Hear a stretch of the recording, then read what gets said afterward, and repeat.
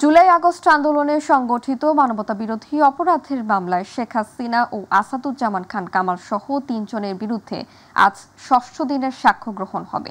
বুধবার আন্তর্জাতিক অপরাধ ট্রাইব্যুনাল 1-এর চেয়ারম্যান বিচারপতি মোহাম্মদ গোলাম মুর্তজা মজুমদারের নেতৃত্বাধীন বিচারিক প্যানেলে এর সাক্ষ্য গ্রহণ হওয়ার কথা রয়েছে। এর আগে সোমবার 5ম দিনের সাক্ষ্য জেরা শেষ হয়।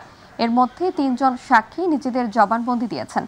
জবানবন্দি শেষে সাক্ষীদের জেরা করেন শেখ হাসিনা ও আসাদুজ্জামান খান কামালের পক্ষে রাষ্ট্র নিযুক্ত আইনজীবী মোহাম্মদ আমির হোসেন। মানবতা বিরোধী অপরাধের এই মামলায় সাবেক আইজিপি চৌধুরী আব্দুল্লাহ আল মামুনও আসামি হিসেবে রয়েছেন, তবে নিজের দায় স্বীকার করে রাজসাক্ষী দিয়েছেন তিনি। অসুস্থ বোধ করায় বিএনপির মহাসচিব মির্জা ফখরুল ইসলাম আলমগীরকে রাজধানীর একটি বেসরকারি হাসপাতালে ভর্তি করা হয়েছে। গতরাত 1টা নাগাদ তাকে হাসপাতালে ভর্তি করা হয়।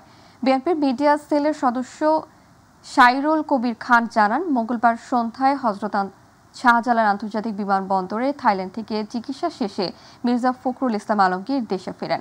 এরপর রাত 11টা পর্যন্ত তিনি গুলশানে এক বৈঠকে অংশ নেন। সে সময় অসুস্থ বোধ করলে তাকে হাসপাতালে নেওয়া হয়। বিএনপির স্থায়ী কমিটির সদস্য অধ্যাপক ডক্টর AZM জাহিদ তাকে হাসপাতালে নিয়ে যান। সেখানে অধ্যাপক ডক্টর NAM মমিনুজ্জামানের তত্ত্বাবধানে বিএনপির মহাসচিবকে ভর্তি করা হয়। বর্তমানে তিনি চিকিৎসকদের নিবিড় পর্যবেক্ষণে রয়েছেন।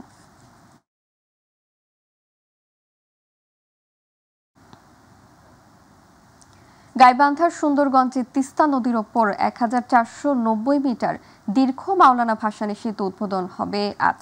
এর মাধ্যমে সুন্দরগঞ্জ উপজেলার পাঁচপীর বাজারের সঙ্গে কুড়িগ্রামের চিলমারী উপজেলার সদরের সড়ক যোগাযোগ তৈরি হবে। অন্তর্বর্তী সরকারের স্থানীয় সরকার, পল্লী উন্নয়ন ও সমবায় মন্ত্রণালয়ের উপদেষ্টা আসিফ মাহমুদ সজীব ভূঁইয়া সেতুটি উদ্বোধন করবেন। এর আগে সেতুর নামকরণ নিয়ে প্রজ্ঞাপন জারি করা হয়। সেতুটির মাধ্যমে সুন্দরগঞ্জ উপজেলার সঙ্গে চিলমারী উপজেলার যোগাযোগ সহজ হবে। স্বল্প সময় ও স্বল্প খরচে শিল্প ও কৃষিজাত পণ্য পরিবহন করা যাবে। ছোট ও মাঝারি কলকারখানা প্রতিষ্ঠার সুযোগ সৃষ্টি হবে। এই অঞ্চলের শিক্ষা ব্যবস্থার উন্নয়ন ও প্রসার ঘটবে। গাইবান্ধার সঙ্গে কুড়িগ্রাম জেলার যোগাযোগের দূরত্ব 40 থেকে 60 কিলোমিটার পর্যন্ত কমবে। এছাড়া ঢাকার সঙ্গে চিলমারী দূরত্ব কমবে প্রায় 135 কিলোমিটার।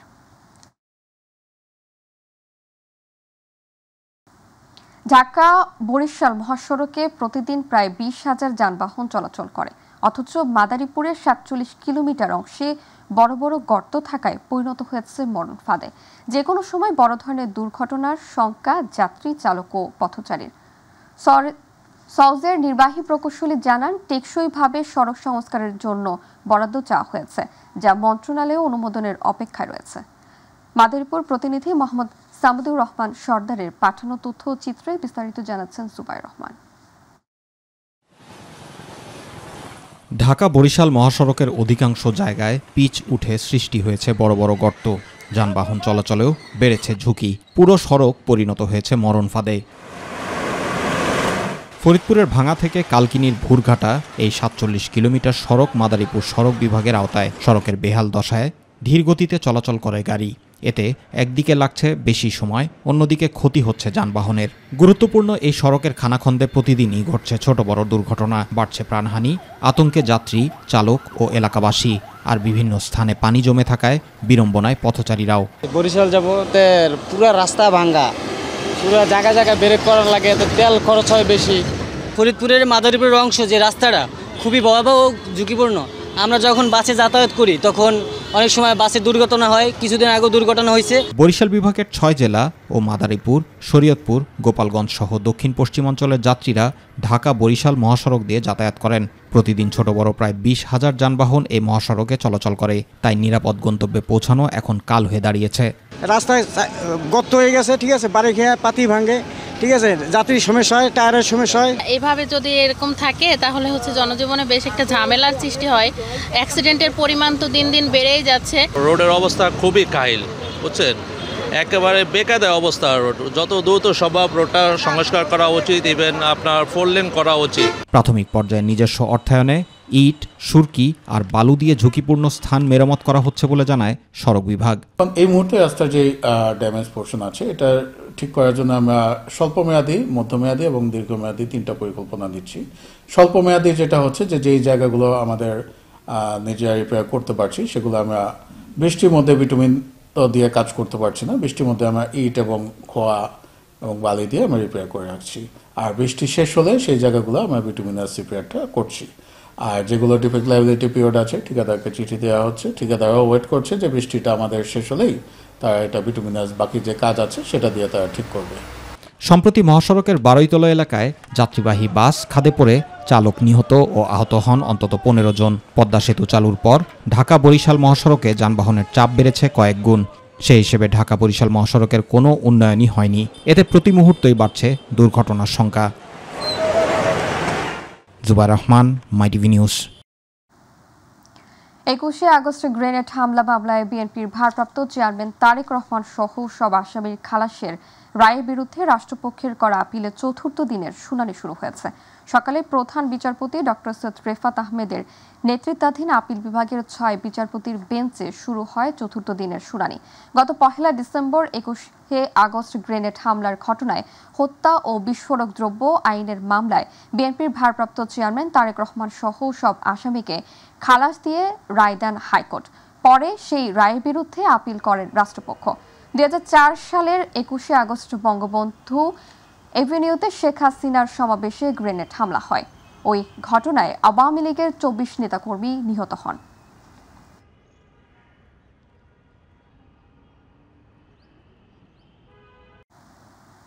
শরীয়তপুরের ভেদেগঞ্জে আঞ্চলিক মহাসড়ক মেরামতের কাজে অনিয়মের অভিযোগ উঠেছে। নির্মাণ কাজ শেষ হতে না হতেই রাস্তায় সৃষ্টি হয়েছে বড় বড় গর্তের। আবারও কোথাও কোথাও 1 থেকে 1.5 ফুট রাস্তার ডেবে গিয়ে পরিবহন চলাচলে অযোগ্য হয়ে পড়েছে। ফলে প্রতিনিয়ত ঘটছে ছোট বড় দুর্ঘটনা। এলাকাবাসী বলছে নিম্নমানের নির্মাণ সামগ্রী ব্যবহার করায় এই অবস্থা তৈরি হয়েছে। প্রতিনিধি সজীব শিকদারের রিপোর্ট জানাচ্ছেন শামস তাবরিজ উচ্ছ্বাস।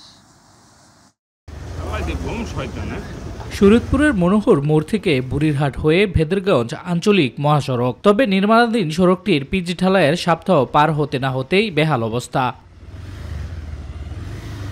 স্থানীয়দের অভিযোগ, এই সড়কের বিভিন্ন স্থানে ছোট বড় গর্তের সৃষ্টি হয়েছে। আবার কোথাও কোথাও 1 থেকে 1.5 ফুট রাস্তা দেবে ও ফুলে ফেপে আছে। এই ঢালাই দেওয়ার 1 সপ্তাহ পরেই এই অবস্থা রোডের। ঠিক আছে, তাইলে এই দেশে কি কোনো ভালো কাজ হইব? এটা তো ঠিকাদারের কাছে অবশ্যই গাফলতি। যারা এই যে ইঞ্জিনিয়ার তাকেও গাফলতি। তারা কি দেখে আয়সা বিল পাস করে টাকা নিয়ে গেল, কি কাজ করলো এটা? তো এগুলো নিয়ে আমরা খুবই ভোগান্তিতে আছি। আমরা সরকারের কাছে দাবি করছি এই রাস্তার যারা এই দুর্নীতি করছে তাদের বিরুদ্ধে যাতে সঠিকভাবে তদন্ত করা হয় এবং তাদের শাস্তির আওতায় আনা হয়। প্রায় 3-4 কোটি টাকার কাজ, এটা পুরাই সিন্ডিকেটে জড়িত, তারা সব খায়া ফেলছে। অল্প কিছুদিনের জন্য এটা রাস্তা একেবারে গর্ত হয়ে গেছে। ঠিক আছে, আমরা এই নিরাপদ সড়ক চাই। তারা বলছে নির্মাণ কাজে নিম্নমানের ইট, বালু, খোয়া ও বিটুমিন ব্যবহারের কারণে রাস্তার এমন বেহাল দশা। এমন পরিস্থিতিতে স্থানীয় জনগণ ও জনপ্রতিনিধিরা ক্ষোভ প্রকাশ করেন। আমাদের যাইতে হবে প্রচুর সমস্যা, বৃষ্টি হলে রাস্তা চলাফেরা যায় না। আর যে অবস্থা, গাড়ি খালি পুকুরে তো হয়েছে, জায়গা জায়গায় পল্লি খেয়া জায়গা, গাড়ি ব্যালেন্স ঠিক থাকে না, আর রোডে প্রচুর জ্যাম থাকে। রাস্তা কয় যে কন্ট্রাক্টরে করছে, এটা কাজ করছে, এটা কোনো রকম মানে ফিনিশিং করে দেওয়া গেছে। বর্ষা ও বৃষ্টির কারণে কাজের মান ভালো হয়নি, তবে পুনরায় মেরামতের জন্য ঠিকাদারদের নির্দেশ দেওয়া হয়েছে বলে জানিয়েছে সড়ক বিভাগ। যে জায়গাগুলো কন্ট্রাক্টরে কাজ করা অংশ যেগুলো নষ্ট হয়েছে, এগুলো সামনে এগুলো পুরাই রিপেয়ার করে দেওয়া হবে। আপাতত ইট ব্যবহার করা হচ্ছে, চলাচলে উপযোগী করার জন্য। এই অর্থ বছরে এই ধরনের যে কাজ, সেই কাজগুলো টেন্ডার আমরা এই কিছুদিনের মধ্যেই করতেছি। এবার আর ওই বর্ষাকালে যে কাজ করতে হবে না, সামনে আর এই সমস্যা হবে না। স্থানীয়দের দাবি, উন্নয়নের নামে যারা সরকারি অর্থ দুর্নীতির মাধ্যমে হাতিয়ে নিয়েছে, সুষ্ঠু তদন্তের মাধ্যমে তাদের বিচারের আওতায় আনা হোক। শামস তাবরিজ উচ্ছ্বাস, মাইটিভি নিউজ ডেস্ক। ছাত্র সংসদের দাবিতে রংপুর বেগম রোকেয়া বিশ্ববিদ্যালয়ে আমরণ অনশন করা শিক্ষার্থীরা উপাচার্যের আশ্বাসে অনশন ভেঙেছেন। উপাচার্য নিজ হাতে তাদের ডাবের পানি খাইয়ে অনশন ভাঙান। মঙ্গলবার রাত 10:15টার দিকে অনশন ভাঙেন তারা। এ সময় প্রশাসনিক ভবনের উত্তর গেটের স্থলে আসেন উপাচার্য ডক্টর শওকত আলী। তিনি ছাত্র সংসদ নির্বাচনের সম্ভাব্য রোডম্যাপ ঘোষণা করেন। শিক্ষার্থীদের উদ্দেশ্যে উপাচার্য ডক্টর শওকত আলী বলেন, ছাত্রদের নিয়ে সম্ভাব্য একটি রোডম্যাপ তৈরি করা হয়েছে। আগামী 30 অক্টোবরের মধ্যে নির্বাচন করা সম্ভব হবে। ছাত্র সংসদ নিয়ে সংবিধি পরীক্ষা ও চূড়ান্তকরণ সহ প্রয়োজনীয় ব্যবস্থা গ্রহণের জন্য বৃহস্পতিবার বৈঠক ডেকেছে ইউজিসি। তারা খুব দ্রুত সময়ের মধ্যে বিশ্ববিদ্যালয়ের ছাত্র সংসদ নিয়ে কার্যক্রম শেষ করার প্রতিশ্রুতি দিয়েছেন।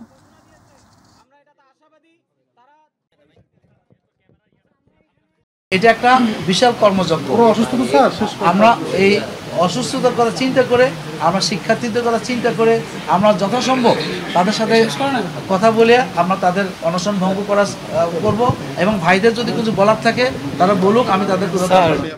বর্ণাঢ্য আয়োজনের মধ্য দিয়ে স্বেচ্ছাসেবক দলের ৪৫তম প্রতিষ্ঠা বার্ষিকী উপলক্ষে বৃক্ষরোপণ র্যালি ও আলোচনা সভা অনুষ্ঠিত হয়েছে। জেলা স্বেচ্ছাসেবক দলের সভাপতি আমিনুর রহমান আমান ও সাধারণ সম্পাদক মোজাম্মেল মাতবরের নেতৃত্বে র্যালিতে অংশ নেন স্বেচ্ছাসেবক দলের নেতাকর্মীরা। আরও উপস্থিত ছিলেন জেলা স্বেচ্ছাসেবক দলের সহ সভাপতি কাজল হোসেন, সহ সভাপতি শাকিল ঢালি, সখীপুর থানা স্বেচ্ছাসেবক দলের আহ্বায়ক ফাইজুল ইসলাম সর্দার, সদস্য সচিব ইমরান হোসেন বাবু বাকাউল, সদর উপজেলা স্বেচ্ছাসেবক দলের আহ্বায়ক মিজান ঢালি, সদস্য সচিব সুমন আকন, নড়িয়া উপজেলা স্বেচ্ছাসেবক দলের আহ্বায়ক উজ্জ্বল শরীফ, সদস্য সচিব আজিজুল হাকিম। জামালপুরে স্বেচ্ছাসেবক দলের ৪৫তম প্রতিষ্ঠা বার্ষিকী উদযাপিত হয়েছে। মঙ্গলবার শহরের স্টেশন বাজার সংলগ্ন জেলা বিএনপির দলীয় কার্যালয়ের সামনে থেকে একটি আনন্দ র্যালির আয়োজন করে স্বেচ্ছাসেবক দল। র্যালিটি শহরের প্রধান সড়ক প্রদক্ষিণ করে তমালতলা মোড়ে গিয়ে শেষ হয়। পরে সেখানে সংক্ষিপ্ত সমাবেশে জেলা স্বেচ্ছাসেবক দলের আহ্বায়ক নুরুল মোমেন আকন কাউসারের সভাপতিত্বে বিএনপির জাতীয় নির্বাহী কমিটির সহ সাংগঠনিক সম্পাদক ও জামালপুর জেলা বিএনপির সাধারণ সম্পাদক অ্যাডভোকেট শাহ মোহাম্মদ ওয়ারেস আলী মামুন, জেলা বিএনপির স্বেচ্ছাসেবক বিষয়ক সম্পাদক মনোয়ারুল ইসলাম কর্নেল, জেলা স্বেচ্ছাসেবক দলের সদস্য সচিব মনজুরুল করিম সুমন সহ অন্যান্যরা বক্তব্য রাখেন।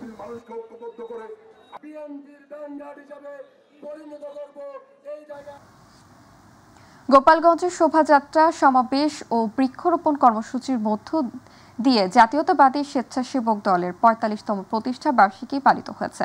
মঙ্গলবার বড় বাজারে জেলা বিএনপির কার্যালয়ের সামনে থেকে একটি শোভাযাত্রা বের করা হয়। পরে স্বেচ্ছাসেবক দলের আহ্বায়ক সাজ্জাদ হোসেন হীরার সভাপতিত্বে অনুষ্ঠিত সমাবেশে doctor K M Babar, Azizur Rahman, জেলা স্বেচ্ছাসেবক দলের সদস্য সচিব মাহমুদুল হাসান সহ অনেকে বক্তব্য রাখেন।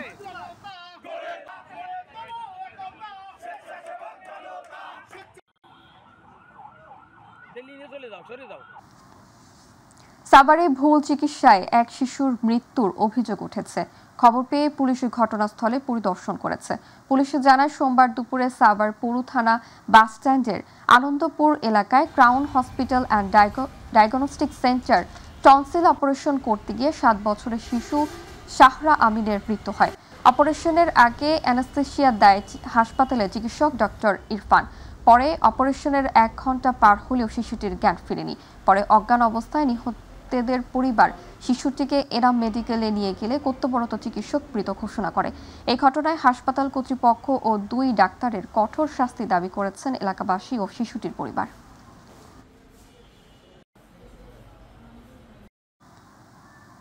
কুমিল্লার চান্দিনায় একটি 4তলা বাসার ছাদে ভিডিও ধারণ করার অভিযোগে সোহেল নামের এক দারোয়ানকে ছাদ থেকে ফেলে হত্যার অভিযোগ উঠেছে। উপজেলা সদরের পল্লী বিদ্যুৎ রোডের একটি বাসায় এই ঘটনা ঘটে। সকালে রাজধানীর জাতীয় অর্থোপেডিক হাসপাতালে চিকিৎসাধীন অবস্থায় মৃত্যু হয়। ঘটনার সত্যতা নিশ্চিত করে চান্দিনা থানার ভারপ্রাপ্ত কর্মকর্তা ওসি জাবিদুল ইসলাম বলেন, ওই ঘটনার পর ঘটনাস্থলে পুলিশ পাঠানো হয়েছে।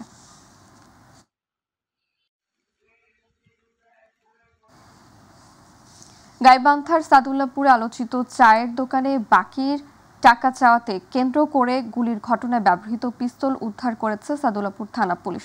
গোপন সংবাদের ভিত্তিতে মঙ্গলবার দুপুরে সাদুল্লাপুর উপজেলার ভাতগ্রাম ইউনিয়নের বুজরুক বুহিয়া গ্রামে হামিম আদনান ফিশারি গেটের চেকপোস্টে ঘরের পেছনে মাটির নিচ থেকে ম্যাগাজিন সহ 2 রাউন্ড তাজা গুলি, 2 রাউন্ড গুলির খোসা ও একটি বিদেশি পিস্তল উদ্ধার করে পুলিশ। গত 13ই আগস্ট উপজেলার খোদ্দকোমরপুর ইউনিয়নের নাপিতের বাজারের সিদ্দিকের চায়ের দোকানে গোলাপ প্রামাণিক নামের এক যুবকের সাথে নাস্তার টাকা চাওয়াকে কেন্দ্র করে গুলির ঘটনা ঘটে। এই ঘটনার পর সাদুল্লাপুর থানায় মামলা হলে মঙ্গলবার সকালে গাইবান্ধা আদালতে আত্মসমর্পণ করে গোলাপ। এই বিষয়ে সাদুল্লাপুর থানার ওসি তাজউদ্দিন খন্দকার জানান, চায়ের দোকানে গুলির ঘটনায় উদ্ধারকৃত পিস্তল জব্দ করা হয়েছে, সেই সঙ্গে আইনগত ব্যবস্থা গ্রহণের প্রক্রিয়া চলমান আছে। গুলির একটি ঘটনা ঘটেছিল খোদ্দকোমরপুর ইউনিয়নের নাপিত বাজার এলাকায় সংগঠিত যে গুলির একটি খোদ্দকুমরপুর ইউনিয়নের নাপিত বাজার এলাকায় সংগঠিত যে গুলির একটি ঘটনা ঘটেছিল তারিখে খোদ্দকুমরপুর ইউনিয়ন